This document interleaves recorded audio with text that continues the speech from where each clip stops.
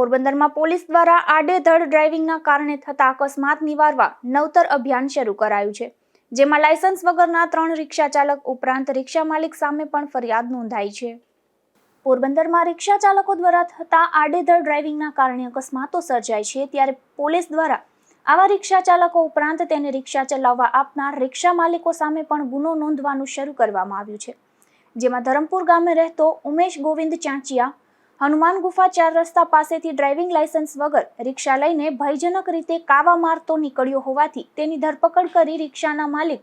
કોલીખડાના પ્રવીણ માલદે સાદિયા સામે પણ મદદગારીનો ગુનો નોંધ્યો છે. તે જ રીતે કોલીખડાના અમરેશ પોપટ મકવાણાને પણ એ જ માર્ગ પરથી ઝડપી રિક્ષા માલિક કોલીખડાના કરણ પોપટ મકવાણા સામે પણ ગુનો નોંધ્યો હતો અને કુંભારવાડા શેરી નંબર 32માં રહેતા અફજલ ગુલામ હુસેન લાખાને પણ એ જ વિસ્તારમાંથી ડ્રાઇવિંગ લાયસન્સ વગર પૂર ઝડપે રિક્ષા ચલાવતા ઝડપી લઈ રિક્ષાના માલિક આદિત્યાણાના 52 મેરુ કોડિયાતર સામે પણ ગુનો નોંધી કાર્યવાહી હાથ ધરી હતી.